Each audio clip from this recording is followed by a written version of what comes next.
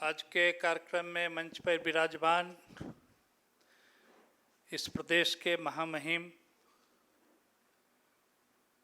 महोदय, मंच पर सभी ज्येष्ठ श्रेष्ठ कार्यकर्ता बंधु, सभागार में उपस्थित सहकारी कार्यकर्ता बंधु भगिनी, हम सब लोग एक विशेष संधि काल में अभी जी रहे हैं। ये संधि काल केवल समय के संदर्भ में नहीं है,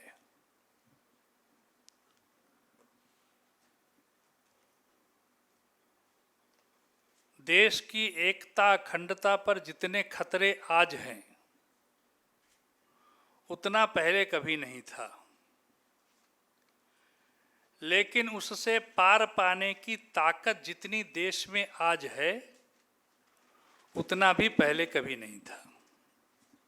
इसलिए मैं कहता हूं ये संधि काल है।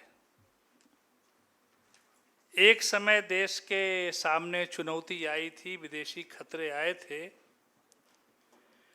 तक्षशिला में बैठे राजनीति शास्त्र के वैज्ञानिक को आभास हो गया था,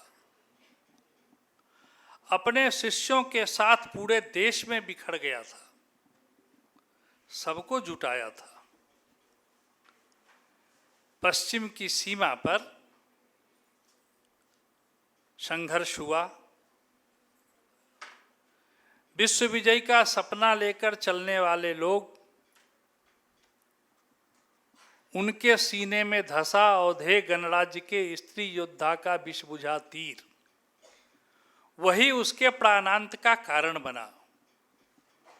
और सेल्यूकस को तो अपनी बेटी का रिश्ता करके भारत से लौटना पड़े, इतिहास है।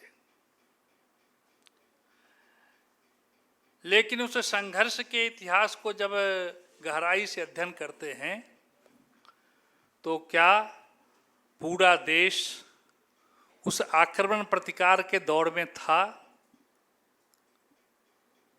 चाणक्य ने प्रयत्न किया था, जो देश के सामने चुनौती है तो पूरा देश एक साथ खड़ा हो। लेकिन दक्षिण की सीमाएं तो दक्षिण की सेना रास्ते में थी, पूरब की सेना तैयार हो रही थी, तब तक पश्चिम की सीमा पर आक्रमण और प्रतिकार का दौर थम गया था।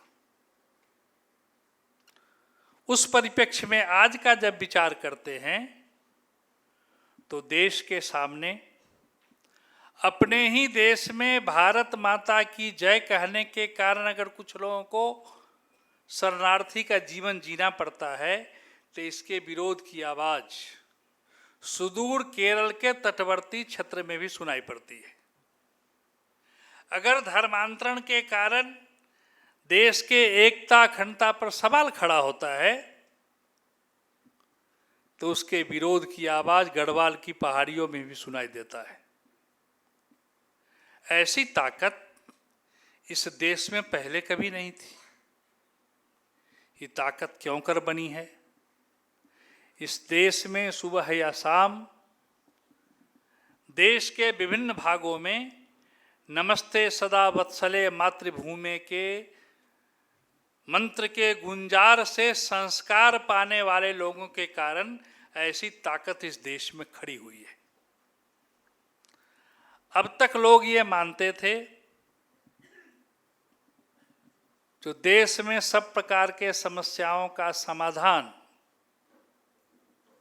सरकार के हाथ में है, वहीं इस मंत्र के गुंजार से संस्कार पाने वाले लोगों ने कहा नहीं, सत्ता की भूमिका सीमित है, समाज की भूमिका असीमित है। सत्ता की भूमिका कितनी है? तो उसकी भूमिका केवल दुर्गा की है। समाज में उग आए आतताई शक्तियों का नाश, ये जिम्मेवारी सत्ता की है। दुर्गा तो सब असुरों का नाश कर रही थी, लेकिन रक्त बीज के नाश में सक्षम नहीं हुई। रक्त बीज को काटती थी, जितनी बूंदें जमीन पर गिरती थी उतना नया रक्त बीज पैदा लेता था। दुर्गा सक्षम तब हुई जब उसे कृत्या काली का सहयोग मिला। रक्त के बूंदों को जमीन पर गिरने से पहले अपने जीवा पर लपक लेने वाली काली वो समाज है।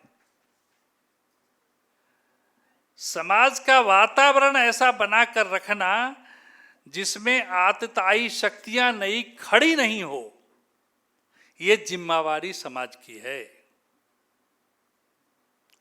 सत्ता में बैठे लोग उगाए आतताई शक्तियों का नाश तो कर ही रहे हैं, लेकिन नए लोगों को संपोषण न मिले, ये जिम्मेवारी समाज की है। ऐसे समाज के जागरण के लिए इस विचार प्रवाह के लोगों ने तय किया है, हम संपूर्ण समाज को ऐसा खड़ा करेंगे जो देश के एकता अखंडता का ऊपर चंचू प्रहार करने वाले लोगों का चंचू टूट जाएगा। सीमा जागरण मंच सीमा के क्षेत्र में काम करता है, लेकिन उद्देश्य यही है, सीमा की रक्षा केवल सेना के काम नहीं है, केवल अर्धसैनिक बलों का काम नहीं है। समाज जागृत होकर के अपने सीमा की रक्षा करेगा तो देश की सीमाएं छोटी नहीं होंगी।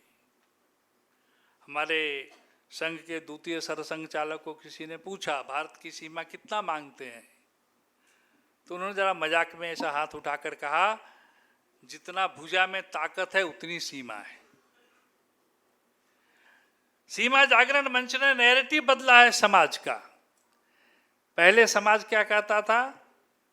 ये भारत का अंतिम गांव है। सीमा जागरण मंच ने कहा, नहीं, भारत का ये प्रथम गांव है, अंतिम नहीं है। उस समाज जागृति के काम में हम सब लगे लोग हैं। एक निश्चित समय अवधि में मैं भगवान से प्रार्थना करूंगा, जो हम सब जिस काम को लेकर आगे चल रहे हैं, इन्हीं आँखों से, इसी शरीर में समाज का वैसा भव्य दिव्य रूप हम सब मिलकर खड़ा करेंगे, जिसके कारण भारत दुनिया का सबसे श्रेष्ठ देश बने। ऐसा भगवान के चरणों में प्रार्थना करते हुए मैं अपने वाणी को विराम देता हूँ। बहुत बहुत धन्यवाद।